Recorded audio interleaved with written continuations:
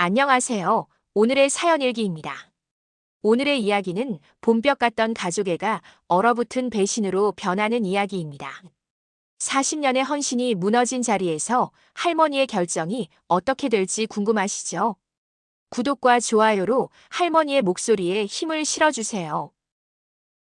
새벽 5시 알람이 울리기도 전에 눈을 뜨게 됩니다. 40년 넘게 이어온 습관이죠.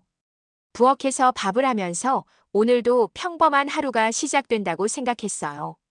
물 끓는 소리와 쌀 씻는 소리가 고요한 새벽 공기를 깨우며 가족들을 위한 하루가 시작되는 순간이었습니다. 아들 민수와 며느리 영희, 그리고 손주 지훈이와 지민이를 위한 아침 준비를 하고 있을 때였어요. 평소보다 일찍 일어난 민수가 큰 가방을 들고 계단을 내려왔습니다. 뭔가 급한 듯한 표정이었죠. 어머니, 오늘부터 사흘 동안 부산으로 출장을 가게 됐어요. 갑작스러운 말에 국자를 든 손을 멈추고 돌아봤습니다. 영희도 뒤따라 내려오며 미안한 표정을 지었어요. 평소보다 단정하게 옷을 차려입은 모습이 어딘지 어색했습니다. 회사에서 급하게 중요한 프로젝트가 생겼다고 하네요. 애들 좀 부탁드려요. 사실 이런 일이 처음은 아니었어요. 젊은 부부니까 일도 중요하고 저는 당연히 손주들을 돌봐야 한다고 생각했습니다. 40년간 아들을 키우면서 며느리를 친딸처럼 여기며 살아왔거든요. 이 집에서 3대가 함께 사는 것이 당연하다고 여겼어요. 그래, 다녀와. 애들은 걱정하지 말고. 별다른 말 없이 고개를 끄덕였어요. 민수는 안도의 표정을 지었고 영희는 고마워요라고 말하며 웃었습니다. 그런데 왜인지 그 웃음이 평소와 달리 어색해 보였어요. 하지만 별 생각 없이 넘어갔죠. 아이들이 일어나서 아침을 먹는 동안 저는 평소처럼 도시락도 싸고 준비물도 챙겨줬어요. 지훈이는 오늘 미술 시간이 있다며 색연필을 잊지 말아달라고 당부했고, 지민이는 유치원에서 친구들과 놀 생각에 들떠 있었죠. 아이들의 천진난만한 모습을 보며 마음이 따뜻해졌습니다. 엄마 아빠는 언제 와요? 지민이가 천진난만하게 물었을 때 가슴 한편이 짠해졌어요. 아이들에게는 엄마 아빠가 최고인데 또 며칠 동안 할머니와만 지내야 하니까요. 하지만 이런 감정을 아이들에게 보이면 안 되겠다고 생각했습니다. 사흘 후에 와. 그때까지 할머니랑 재미있게 지내자. 민수와 영희가 택시를 타고 떠나는 모습을 창문으로 지켜봤어요. 두 사람 모두 여행용 큰 가방을 들고 있었는데 출장치고는 짐이 많다는 생각이 스쳤습니다. 하지만 요즘 젊은 사람들은 출장도 제대로 준비해서 간다고 생각하며 대수롭지 않게 여겼어요. 아이들을 유치원과 학교에 데려다 주고 집으로 돌아오니 갑자기 조용해졌어요. 빈집에서 설거지를 하면서 이상한 기분이 들었습니다. 뭔가 불안하다고 해야 할까요? 그냥 기분 탓이라고 생각하며 하루 일과를 시작했어요. 오후에 아이들을 데리러 가서 함께 저녁을 먹고 숙제도 도와주고 잠자리에 들였습니다. 평소보다 더 정성스럽게 돌봐주고 싶었어요. 부모가 없는 동안 외롭지 않게 해주고 싶었거든요. 첫날 밤 지훈이가 잠들기 전에 말했어요. 할머니, 내일도 맛있는 밥 해주세요. 그 말에 마음이 따뜻해졌습니다. 이런 순간들이 있어서 힘든 일상도 견딜 수 있었어요. 아이들의 순수한 미소와 따뜻한 말 한마디가 제게는 큰 위로가 되었거든요. 하지만 어딘지 마음 한구석에서는 불안감이 사라지지 않았습니다. 둘째 날은 생각보다 평온하게 지나갔어요. 아침 일찍 일어나 아이들 아침을 챙기고 학교와 유치원에 데려다주는 일상은 평소와 다르지 않았습니다. 하지만 조용한 집안에서 혼자 시간을 보내니 왠지 모르게 마음이 허전했어요. 오후에는 아이들과 함께 근처 공원에 다녀왔습니다. 지훈이는 친구들과 축구를 하고 싶어 했고, 지민이는 그네를 타며 즐거워했어요. 아이들의 웃음소리를 들으며 마음이 한결 가벼워졌죠. 할머니, 오늘 저녁에는 뭐 먹을 거예요? 지민이가 그네에서 내려와 제 손을 잡으며 물었어요. 순간 아이들이 좋아하는 메뉴가 떠올랐습니다. 김치찌개 어때? 할머니가 끓여주는 김치찌개 좋아하잖아. 와, 좋아요. 지훈이 형도 김치찌개 좋아해요. 집에 돌아와서 정성스럽게 김치찌개를 끓였어요. 아이들이 맛있게 먹는 모습을 보니 뿌듯했습니다. 저녁 후에는 지훈이의 수학 숙제를 도와주고 지민이와 함께 그림책도 읽어줬죠. 할머니가 해주는 밥이 제일 맛있어요. 지민이의 말에 흐뭇해하며 하루를 마무리했어요. 아이들을 재우고 설거지를 하면서 오늘도 무사히 지나갔다고 안도했습니다. 그런데 문제는 그날 밤에 시작되었어요. 밤 11시쯤 잠들려고 누워있는데 지민이 방에서 울음소리가 들렸어요.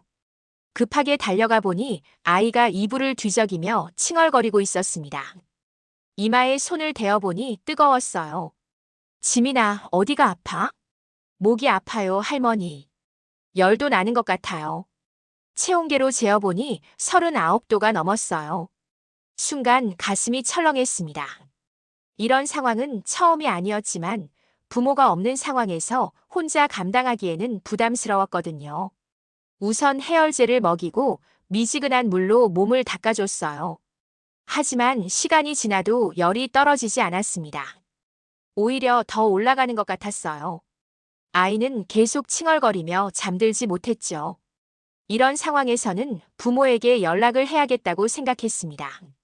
민수에게 전화를 걸었어요. 한 번, 두 번, 세 번 계속 신호음만 들렸습니다. 받지 않는 거예요. 영희에게도 전화했지만 마찬가지였어요. 출장 중이니까 회식이라도 하고 있나 싶었지만 아픈 손주 때문에 연락한 건데 이렇게 받지 않으니 속상했습니다. 시간이 지날수록 지민이의 상태는 나빠졌어요. 열은 더 올라가고 아이는 보채며 잠들지 못했습니다. 새벽 1시가 넘어서야 결심했어요. 혼자서라도 병원에 가야겠다고요. 지훈이를 깨우기는 미안해서 조용히 쪽지를 남기고 지민이만 데리고 나섰습니다. 70이 넘은 나이에 아픈 아이를 업고 택시를 타는 게 쉽지 않았어요. 택시 안에서 지민이는 계속 열을 내며 힘들어했죠. 응급실에 도착하니 간호사가 접수를 받으며 물었습니다. 보호자분이 혼자 오셨네요. 아이 부모님은 어디 계세요? 출장 중이에요. 작은 목소리로 대답하며 얼마나 초라했는지 몰라요. 주변에는 젊은 부모들이 아이들과 함께 와 있는데 저 혼자 할머니가 손주를 데리고 온 상황이 어색했거든요. 새벽 3시까지 병원에 있으면서 지민이를 돌봤습니다. 의사 선생님은 단순 감기라고 했지만 그 시간이 얼마나 길게 느껴졌는지요. 아이가 주사를 맞으며 우는 모습을 보니 마음이 아팠어요. 집에 돌아와서도 마음이 편치 않았습니다. 지훈이가 혼자 자고 있을 텐데 무서워하지는 않을까 걱정되었거든요. 다행히 아이는 깊게 잠들어 있었지만 저는 한잠도 못 잤어요. 무엇보다 민수와 영희가 전화를 받지 않은 것이 계속 마음에 걸렸습니다. 아픈 손주를 두고 연락도 안 되는 상황이 이해가 되지 않았어요. 출장이라고 해도 가족에게 연락 정도는 할 수 있을 텐데 말이죠. 뭔가 이상하다는 생각이 들기 시작했습니다. 셋째 날도 마찬가지로 힘들었어요. 지민이는 밤새 앓느라 컨디션이 좋지 않았고 저 역시 제대로 잠을 못 자서 몸이 무거웠습니다. 그래도 아이들 아침을 챙기고 학교에 보내야 했죠. 지훈이가 아침에 일어나서 제게 물었어요. 할머니, 어젯밤에 어디 갔다 오셨어요? 일어났는데 할머니가 없더라고요. 지민이가 아파서 병원에 다녀왔어. 무섭지 않았니? 아니요, 괜찮았어요. 그런데 지민이는 괜찮아요? 아이의 순수한 걱정에 마음이 따뜻해졌습니다. 형으로서 동생을 걱정하는 지훈이의 모습이 기특했어요. 약 먹고 나아지고 있어. 오늘은 유치원 안 가고 집에서 쉬어야겠다. 지민이를 집에서 돌보면서 하루가 지나갔어요. 열은 많이 내렸지만 여전히 기운이 없었죠. 계속 칭얼거리는 아이를 달래며 시간을 보내니 저도 녹초가 되었습니다. 그런데 오후가 되어서야 민수에게서 전화가 왔어요. 어머니, 죄송해요. 어젯밤에 회사 회식이 있어서 늦게 들어갔거든요. 무슨 일 있으셨어요? 지민이가 열이 나서 응급실에 갔었어. 전화를 몇 번 했는데 받지 않더라. 아, 그랬구나요. 많이 심했어요. 목소리에서 진짜 걱정하는 것 같지 않았어요. 그냥 형식적으로 묻는 것 같았습니다. 괜찮다고 대답하고 전화를 끊었지만 뭔가 석연치 않은 기분이 들었어요. 넷째 날 오후 드디어 민수와 영희가 돌아왔습니다. 현관문이 열리며 두 사람이 큰 가방들을 끌고 들어왔어요. 얼굴이 까맣게 탔더라고요. 어머니, 출장 잘 다녀왔어요. 영희가 환한 미소를 지으며 인사했습니다. 손에는 선물 봉지까지 들고 있었죠. 애들은 어땠어요? 말썽 피우지 않았죠? 지민이가 아파서 고생했어. 응급실도 갔다 왔고. 그 말에 두 사람의 표정이 잠깐 굳어졌어요. 하지만 금세 평소 표정으로 돌아왔습니다. 아이고, 그랬군요. 많이 아팠어요. 이제는 괜찮아. 약 먹고 나아졌어. 다행이네요. 수고 많으셨어요. 민수와 영희는 짐을 정리한다며 방으로 들어갔어요. 아이들은 부모가 돌아와서 기뻐했지만 저는 왠지 마음이 편하지 않았습니다. 그날 저녁부터 제대로 쉴 수 있을 거라고 생각했는데 현실은 달랐어요. 여행에서 돌아온 민수와 영희는 피곤하다며 일찍 방에 들어갔고 결국 저녁 준비와 아이들 돌보기는 여전히 제 몫이었죠. 밀린 빨래도 산더미였어요. 사흘 동안 혼자 아이들을 돌보느라 제대로 하지 못한 집안일들이 쌓여 있었습니다. 그런데 정작 돌아온 당사자들은 자신들의 집만 정리하고 쉬더라고요.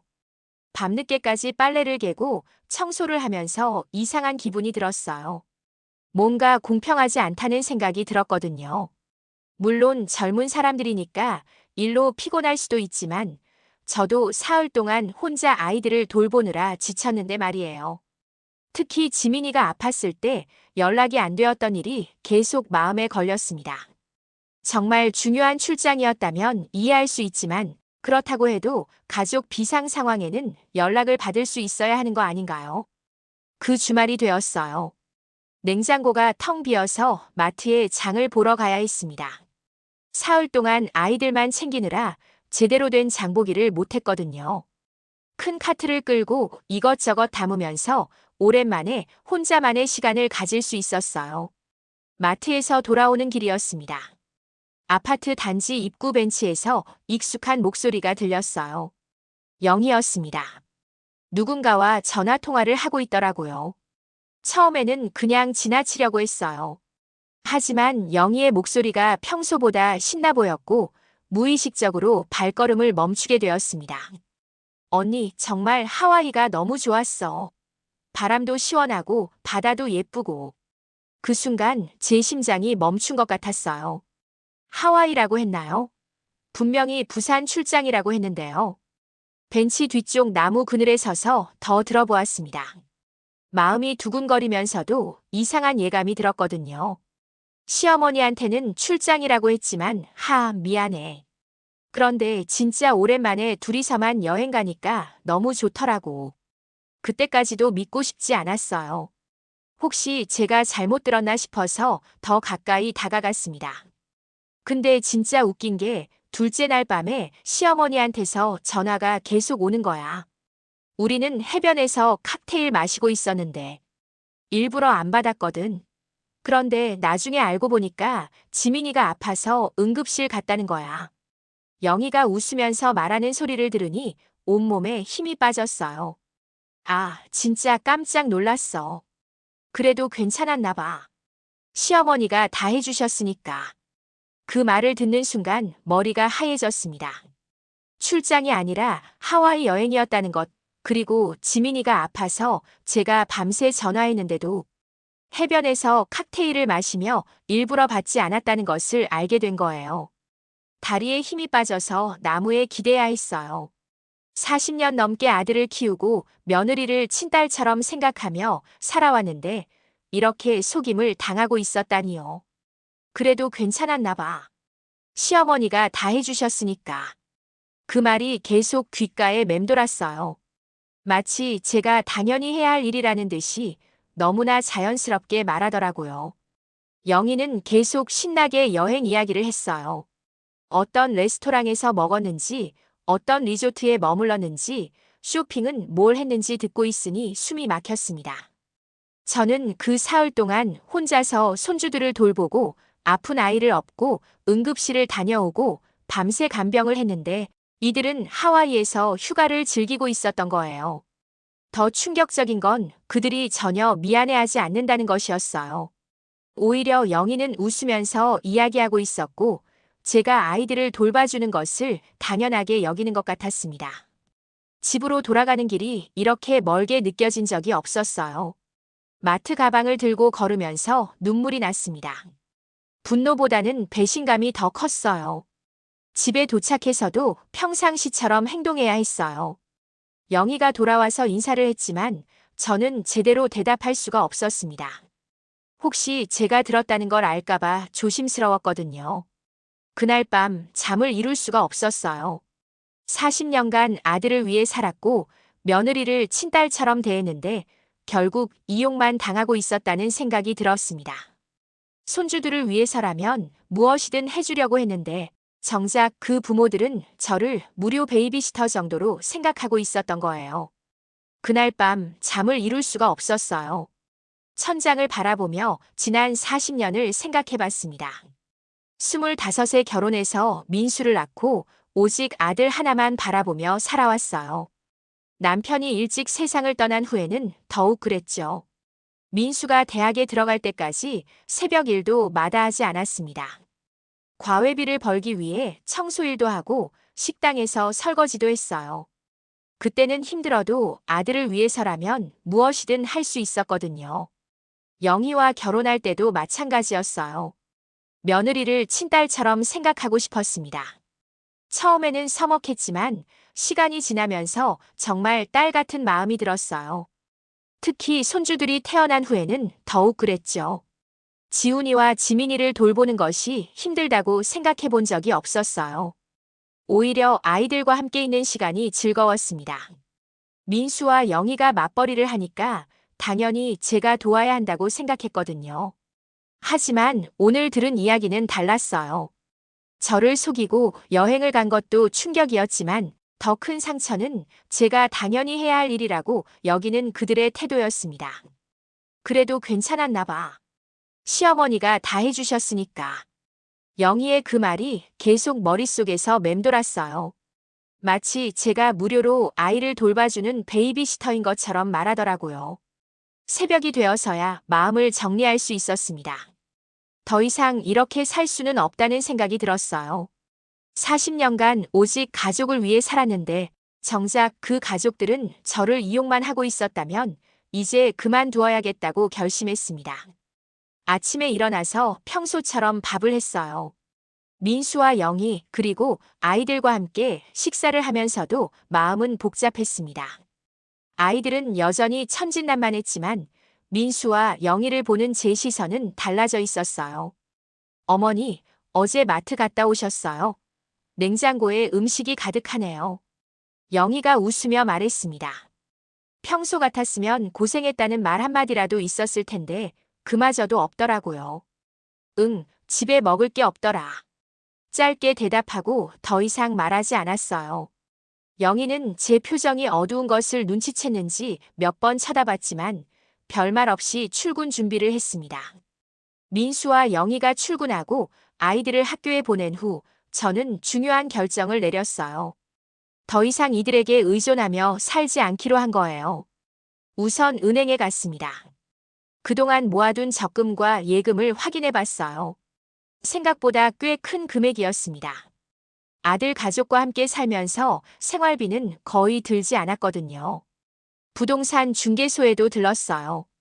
제 명의로 된 작은 아파트가 하나 있었는데 시세를 알아보니 제법 값이 올라 있었습니다.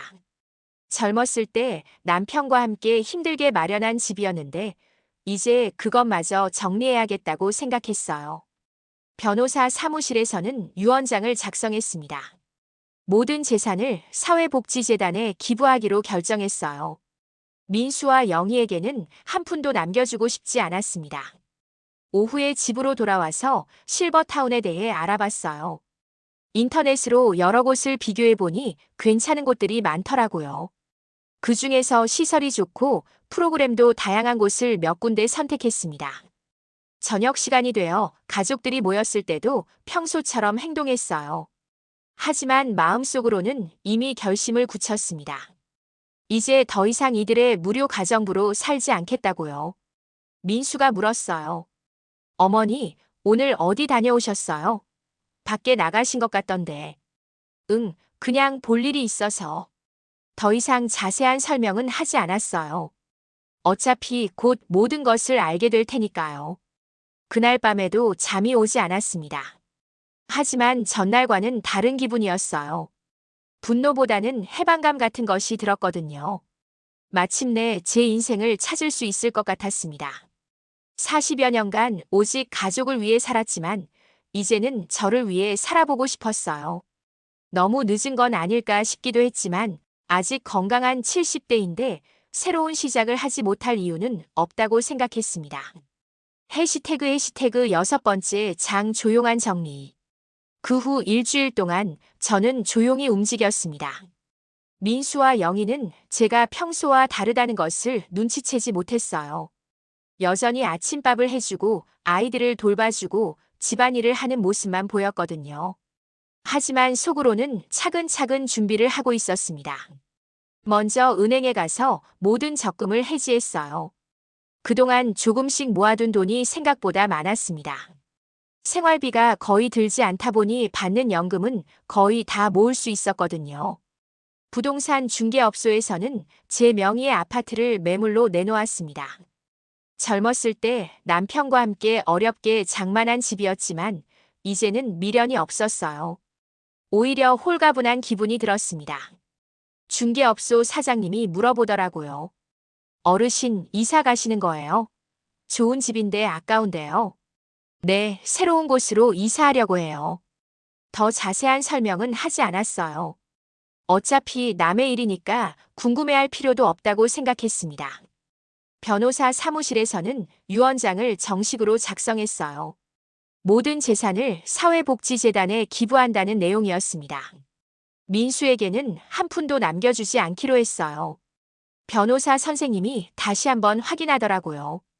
정말 아드님께 아무것도 남겨주지 않으시겠어요? 다시 한번 생각해 보세요. 네, 결정한 일이에요. 그 말을 할 때 전혀 망설이지 않았어요. 오히려 시원한 기분이었습니다. 실버타운 상담도 받았어요. 시설을 둘러보니 생각보다 좋았습니다. 깨끗하고 조용했고 다른 어르신들도 품이 있어 보였어요. 무엇보다 아무도 저를 이용하려 하지 않을 것 같았습니다. 상담사가 말했어요. 가족들과 상의해 보시고 결정하세요. 보통 자녀분들과 함께 오시거든요. 아니요, 혼자 결정할 수 있어요. 언제부터 입주 가능한가요? 한 달 후부터 가능합니다. 서류 준비하시고 계약금만 입금하시면 돼요. 그날로 계약을 했어요. 드디어 새로운 삶을 시작할 수 있게 된 거죠. 집에서는 조용히 짐을 정리하기 시작했어요. 40년간 모은 물건들이 정말 많았지만 가져갈 것은 거의 없었습니다. 옷 몇 벌과 사진 몇 장, 그리고 남편의 유품 정도만 챙겼어요. 나머지는 모두 기부하기로 했습니다. 가구나 가전제품, 그리고 그동안 모아둔 생활용품들까지 더 이상 필요하지 않았거든요. 아이들 장난감 정리를 할 때는 조금 마음이 아팠어요. 지훈이와 지민이를 위해 하나하나 사준 것들이었는데 이제 더 이상 함께 놀 수 없게 되는 거니까요. 하지만 이것도 어쩔 수 없는 일이라고 생각했어요. 아이들을 사랑하는 마음은 변하지 않지만 그 부모들의 태도는 용서할 수 없었거든요. 일주일이 지나자 집 매물에 관심을 보이는 사람들이 나타났어요. 시세보다 조금 낮게 책정했더니 금세 연락이 왔습니다. 빨리 정리하고 싶었거든요. 계약 당일 새 주인이 오셔서 집을 둘러보더라고요. 젊은 신혼부부였는데 이 집에서 행복하게 살 수 있을지 걱정되었어요. 저희 가족처럼 되지 않았으면 좋겠다는 생각이 들었습니다. 계약을 마치고 나니 정말 홀가분했어요. 이제 더 이상 이 집에 얽매이지 않아도 되는 거니까요. 새로운 곳에서 새로운 사람들과 새로운 생활을 시작할 수 있게 되었습니다. 민수와 영희는 여전히 아무것도 모르고 있었어요. 제가 평소와 다름없이 행동했기 때문이었죠. 하지만 이제 얼마 남지 않았어요. 곧 모든 것을 알게 될 테니까요. 그날 저녁 가족들과 함께 저녁을 먹으면서 이상한 기분이 들었어요. 이런 모습을 보는 것이 마지막일 수도 있다는 생각이 들었거든요. 하지만 후회는 되지 않았습니다. 아이들이 잠든 후 저는 작은 가방 하나에 필요한 물건들을 담았어요. 내일부터는 정말 새로운 삶이 시작되는 거라고 생각하니 떨리면서도 기대가 되었습니다. 마지막으로 이 집을 둘러보았어요. 40년간 살았던 곳이니까 추억이 많았지만 이제는 떠날 때가 된 것 같았습니다. 더 이상 이곳에서 상처받으며 살 수는 없었거든요. 한 달이 지나고 드디어 그날이 왔어요. 실버타운 입주일이었습니다. 새벽부터 일어나서 마지막 준비를 했어요. 가져갈 짐은 작은 가방 하나가 전부였습니다. 아침 6시 평소처럼 밥을 했어요. 하지만 오늘이 마지막이라는 생각을 하니 감회가 새로웠습니다. 40년간 매일 아침 이 부엌에서 가족들을 위해 밥을 해왔는데 이제 그 일도 끝나는 거죠. 민수와 영희가 일어나서 평소처럼 아침을 먹었어요. 아이들도 마찬가지였죠. 아무도 오늘이 특별한 날이라는 걸 모르고 있었습니다. 지훈이가 말했어요. 할머니, 오늘 저녁에는 뭐 먹을 거예요? 그 순간 가슴이 찡했어요. 아이는 당연히 저녁에도 할머니가 밥을 해줄 거라고 생각하고 있었거든요. 오늘은 엄마가 해줄 거야. 영희가 의아한 표정을 지었어요. 어머니, 어디 가시는 일 있으세요? 응, 중요한 일이 있어. 더 자세한 설명은 하지 않았어요. 어차피 곧 알게 될 테니까요. 민수와 영희가 출근하고 아이들을 학교에 보낸 후 저는 마지막으로 집안을 정리했습니다. 그동안 제가 사용하던 물건들은 모두 기부단체에서 가져갔고 이제 정말 아무것도 남지 않았어요. 오전 10시 실버타운에서 차가 왔어요. 입주 서비스의 일환이었습니다. 기사님이 제 작은 가방을 보고 의아해 하더라고요. 어르신, 짐이 이게 다예요? 네, 이것만 있으면 충분해요. 차에 타면서 마지막으로 이 동네를 둘러봤어요. 40년간 살았던 곳이니까 정이 많이 들었지만 이제 새로운 곳에서 새로운 삶을 시작하는 거라고 생각하니 기대가 되었습니다. 실버타운에 도착하니 상담사가 반갑게 맞아주었어요. 제 방을 안내해 주면서 시설을 설명해 주더라고요.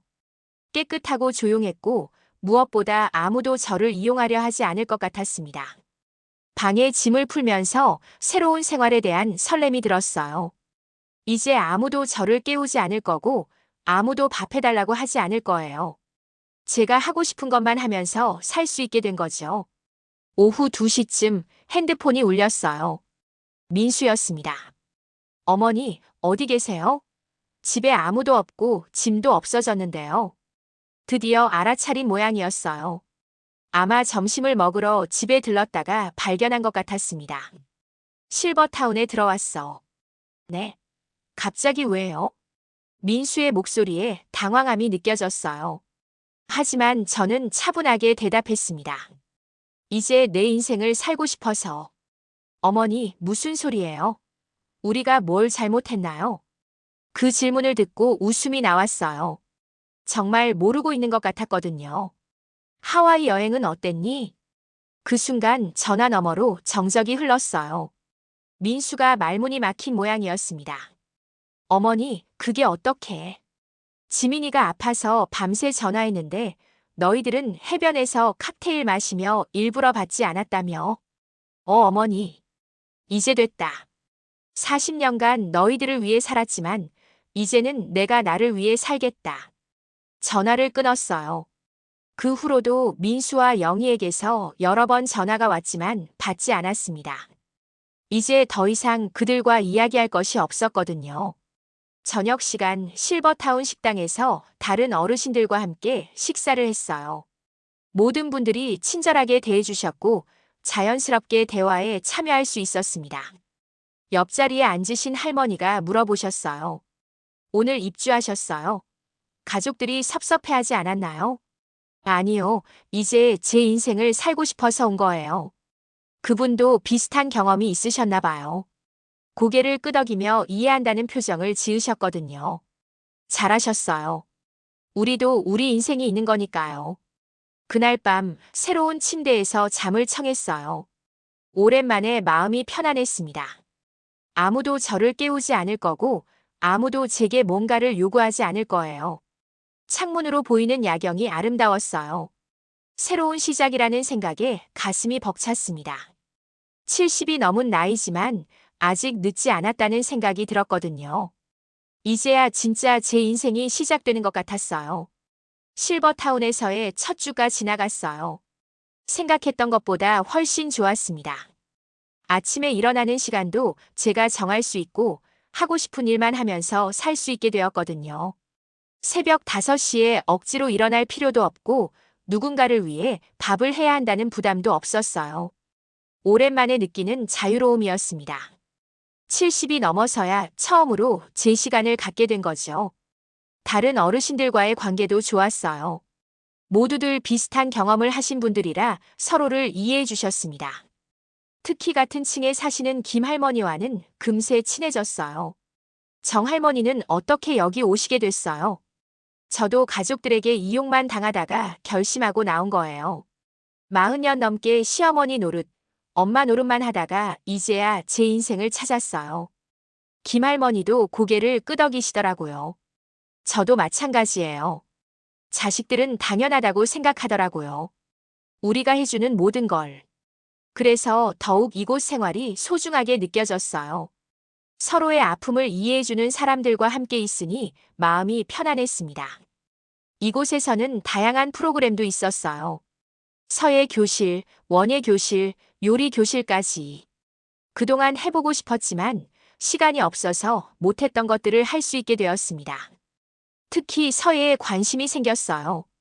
붓으로 글씨를 쓰면서 마음이 평온해지는 걸 느꼈거든요. 선생님께서 제 글씨를 칭찬해 주시기도 했고요.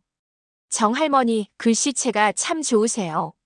마음이 차분하신 게 글씨에도 나타나네요. 그런 말을 들으니 기분이 좋았어요. 그동안 누구에게도 칭찬받을 일이 없었는데 이곳에서는 제가 하는 일에 대해 인정받을 수 있었습니다. 원예 교실에서는 작은 화분에 꽃을 키우기 시작했어요. 매일 물을 주고 돌봐주면서 식물이 자라는 모습을 보니 신기했습니다. 누군가를 돌봐준다는 게 이렇게 즐거울 수도 있다는 걸 처음 알았어요. 민수와 영희에게서는 계속 전화가 왔지만 받지 않았어요. 문자 메시지도 많이 보내왔지만 읽지 않고 삭제했습니다. 이제 더 이상 그들과 관계를 유지하고 싶지 않았거든요.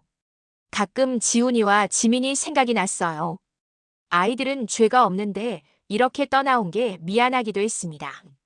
하지만 그 부모들의 태도를 생각하면 다시는 돌아가고 싶지 않았어요. 한 달이 지나자 완전히 적응할 수 있었어요. 아침에 일어나서 산책을 하고 다른 어르신들과 대화를 나누고 오후에는 취미 활동에 참여하는 일상이 자리 잡혔습니다. 무엇보다 마음이 편안했어요. 아무도 저를 이용하려 하지 않고 아무도 당연하다는 듯이 요구하지 않았습니다. 서로 배려하며 지내는 이곳 생활이 훨씬 좋았어요. 어느 날 오후 김할머니와 함께 산책을 하면서 이야기를 나눴어요. 정할머니 후회되지 않으세요? 전혀요. 오히려 왜 이렇게 늦게 결심했나 싶어요. 정말 그랬어요. 만약 더 일찍 이런 결심을 했다면 더 많은 시간을 제 것으로 만들 수 있었을 텐데 하는 아쉬움이 들었습니다. 그날 저녁 창가에 앉아서 밖을 내다봤어요. 실버타운 정원에서 다른 어르신들이 산책하는 모습이 보였습니다. 모두들 편안하고 행복해 보였어요.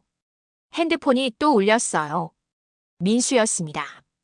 이번에는 받아보기로 했어요. 어머니, 제발 돌아오세요. 아이들이 할머니를 찾고 있어요. 미안하지만 돌아갈 생각 없어. 이제 내 인생을 살고 싶어. 어머니, 너희들이 나를 어떻게 생각하는지 이제 알았어. 앞으로 연락하지 마. 전화를 끊고 전원을 꺼버렸어요. 이제 정말 새로운 시작이었습니다. 그날 밤 오랜만에 깊은 잠에 들었어요. 아무 걱정 없이, 아무 부담 없이 잘 수 있다는 게 이렇게 행복한 일인지 몰랐습니다. 창밖으로 보이는 별들이 유독 밝게 빛나고 있었어요. 마치 제 새로운 시작을 축복해주는 것 같았습니다. 이제야 진짜 제 인생이 시작되는 거라는 생각이 들었어요. 70이 넘은 나이지만 늦지 않았다는 확신이 들었습니다. 남은 인생은 오직 저를 위해 살아가겠다고 다짐했어요.